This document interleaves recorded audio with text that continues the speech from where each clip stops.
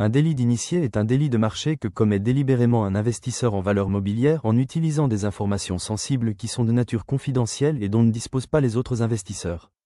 La communication ou l'utilisation d'informations privilégiées susceptibles d'avoir un impact sur la tenue du cours de bourse peut permettre des gains illicites lors de transactions boursières. La dissémination à des fins d'enrichissement ou non de ces informations est interdite par les autorités de contrôle des marchés financiers, moralement répréhensible, avantage par rapport aux autres investisseurs non avertis, et donc pénalement condamnable dans le cadre du droit boursier répressif. Il faut cependant noter que le raisonnement, aussi confidentiel soit-il, découlant de l'analyse fine d'informations publiques conduisant à se faire une opinion sur l'avenir d'une entreprise cotée n'est évidemment pas un délit d'initié. Il est dit d'une personne qu'elle est initiée si, en vertu de ses fonctions de direction d'une entreprise cotée en bourse, ou si, dans l'exercice de ses fonctions, quelles qu'elles soient, elle est amenée à détenir des informations confidentielles pouvant avoir une influence sur la tenue de valeurs mobilières. Il est aussi nécessaire de faire preuve de discernement.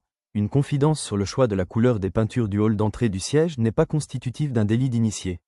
Ce domaine est donc délicat et requiert du bon sens. Il convient de s'imposer, comme règle de conduite, la prudence lors de la dissémination d'informations relatives à des entreprises cotées. L'une des plus anciennes affaires de délit d'initié remonte au naufrage du Titanic le 14 avril 1912 lors de l'entrée en bourse de la société britannique Marconi, qui s'effectua dans des conditions controversées.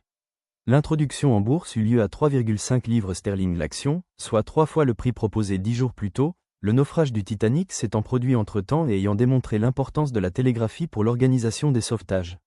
L'action grimpa à 4 livres sterling dès les premiers échanges, avant de retomber brutalement quelques semaines plus tard à seulement 2 livres sterling. Plusieurs courtiers furent soupçonnés de manipulation de cours. Il fut également découvert que Rufus Isaacs, ministre de la Justice du gouvernement d'Herbert Asquith, avait revendu 7000 actions à un prix double de celui auquel il les avait achetées 2 jours plus tôt, tout comme 2 autres ministres du gouvernement, eux aussi accusés d'avoir participé à cette affaire, dont le Premier ministre Lloyd George.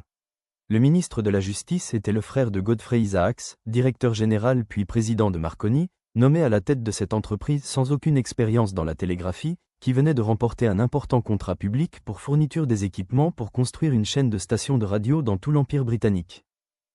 En droit français, le Code monétaire et financier réglemente le délit d'initié en disposant que l'initié qui aura réalisé ou permis de réaliser sur le marché boursier, directement ou par personne interposée, une opération avant que le public ait connaissance des informations privilégiées, commet un délit. La doctrine les qualifie d'initiés de droit, interne ou par nature. Ce sont en fait les dirigeants sociaux, le président, les directeurs généraux, les membres du directoire ou toute personne ayant la qualité d'administrateur ou membre du conseil de surveillance. Ils sont frappés par la loi d'interdiction d'opérer sur le marché boursier en raison des fonctions qu'ils exercent où il y a une présomption d'initiation irréfragable concernant les titres des sociétés qu'ils dirigent et concernant les titres d'autres entreprises appelées à traiter avec la société qu'ils dirigent. Est réputé initié quiconque dispose d'informations privilégiées dans le cadre de l'exercice de sa profession.